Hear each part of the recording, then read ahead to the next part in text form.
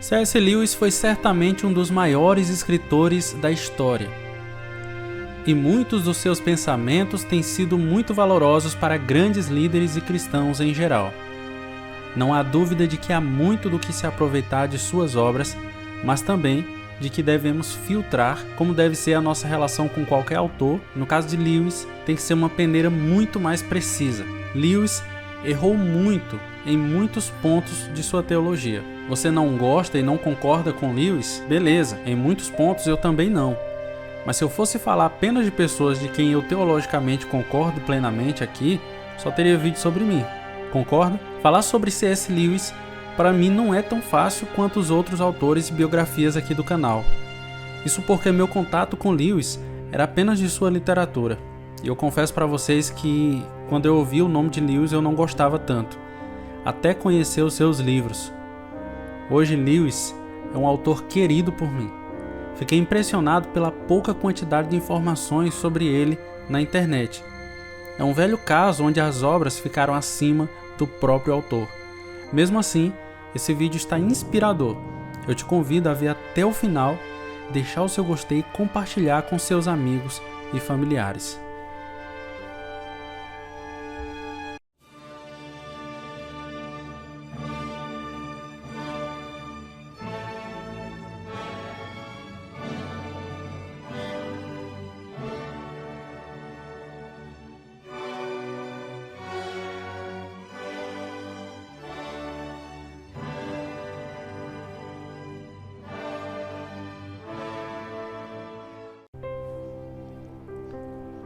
Clive Staples Lewis, conhecido como C.S. Lewis, foi uma lista enorme de coisas, dentre elas professor universitário, escritor, romancista, poeta, crítico literário, ensaísta e teólogo irlandês. E a gente lutando para terminar uma faculdade, hein, pessoal?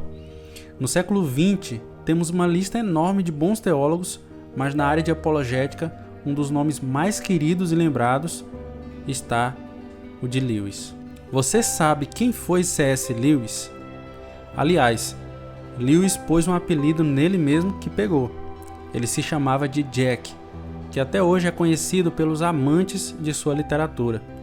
Suas obras riquíssimas nos auxiliam a compreender melhor as verdades bíblicas e nos inspiram a continuar firmes na caminhada cristã.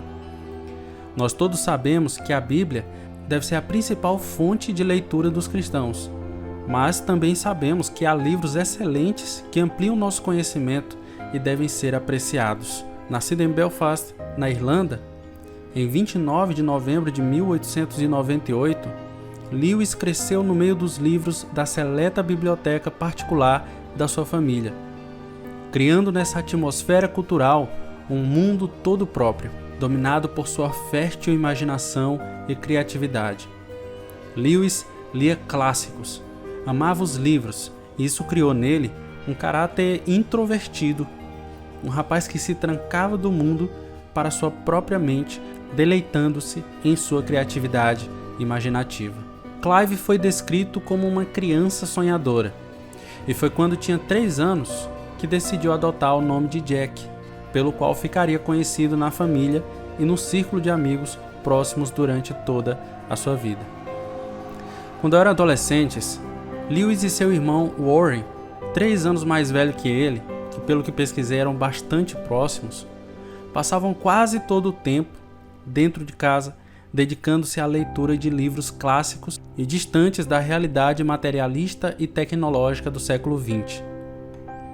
Aos 10 anos, em 1908, a morte prematura de sua mãe, que enfrentou um câncer, fez com que ele ainda mais se isolasse da vida comum dos garotos da sua idade, buscando refúgio, irmãos, no campo de suas histórias e fantasias infantis. Perdeu a mãe bastante cedo, e isso foi o motivador de inúmeros questionamentos surgirem na sua mente. Com 15 anos, Lewis se tornou ateu e despertou interesse pelo ocultismo. Ainda na adolescência, já se interessava pela mitologia nórdica e grega e pelo latim e o hebraico. Isso fez com que tentasse se afastar de tudo relacionado a Deus.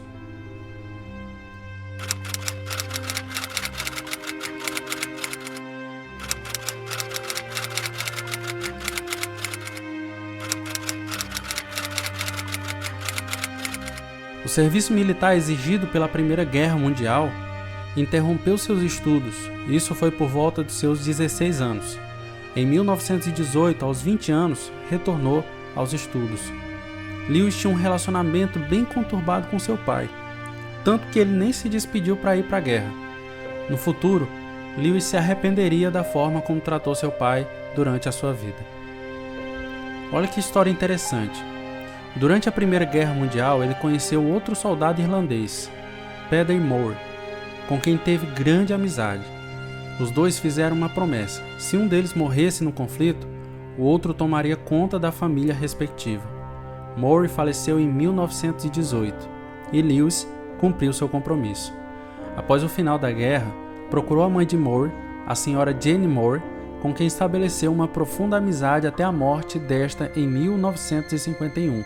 Lewis viveu em várias casas arrendadas com Moore e a sua filha Maren, fato que desagradou seu pai. Por esta altura, Clive já abandonara o cristianismo no qual fora educado outrora.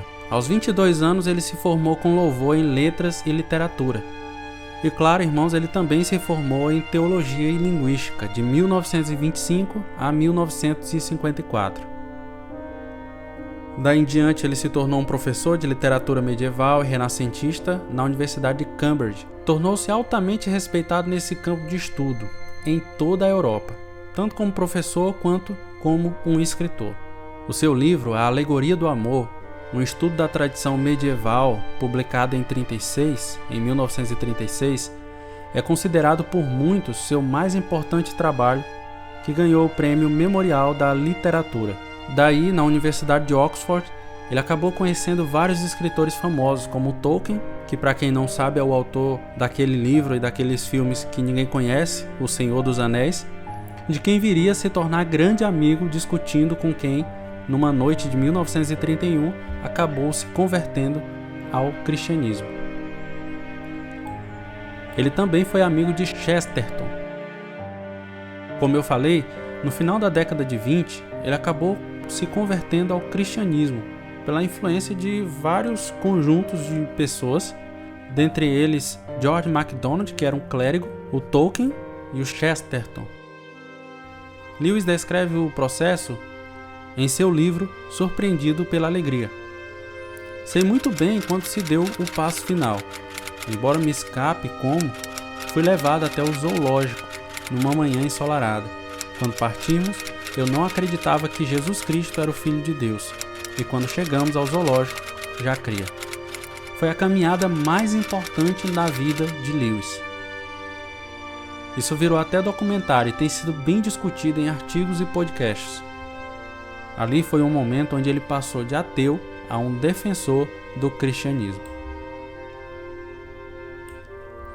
Lewis também fez parte do grupo de discussão sobre literatura Inklings, mas não vamos falar muito sobre esse tema. Ele também conheceu Billy Graham pessoalmente, o qual ele diz: tive o privilégio de conhecer Billy Graham uma vez. Jantamos juntos durante sua visita à Universidade de Cambridge em 1955, ocasião em que ele liderou uma missão voltada aos alunos. Minha impressão foi a de que ele era um homem muito modesto e sensato. Gostei muito dele. Em A Vida de C.S. Lewis, Alistair McGrath afirma que, juntamente com Lewis, autor de romances famosos, há uma segunda persona menos conhecida, o Lewis, escritor e apologista cristão, preocupado em comunicar e compartilhar sua rica visão do poder intelectual e imaginativo da fé cristã, uma fé que ele descobriu já adulto e considerou racional e espiritualmente irresistível. E como falar de Lewis é falar de livros, em 1933 ele publicou O Regresso do Peregrino, uma defesa alegórica do cristianismo, da razão e do romantismo, claramente baseada em O Peregrino, o clássico de John Bunyan, o puritano. Em 1936, irmãos, Lewis publicou A Alegoria do Amor, um estudo da tradição medieval que já foi citado aqui no vídeo, considerado um dos seus mais importantes trabalhos. Durante a Segunda Guerra Mundial, ganhou popularidade com suas palestras que eram transmitidas pela BBC de Londres, sendo chamado de apóstolo dos céticos. Sua fé afetou profundamente as suas obras. A religião foi tema constante dos seus livros. Sua obra mais famosa ainda é As Crônicas de Nárnia. A obra As Crônicas de Nárnia é uma série de 7 romances de ficção e fantasia. O Leão, a Feiticeira e o Guarda-Roupa, Príncipe Caspian, A Viagem do Peregrino da Alvorada, A Cadeira de Prata, O Cavalo e seu Menino, O Sobrinho do Mago e A Última Batalha, o último lançado em 1956. Na obra As Crônicas de Nárnia, o escritor usou elementos da mitologia grega e nórdica, como também os tradicionais contos de fadas em que os animais falam.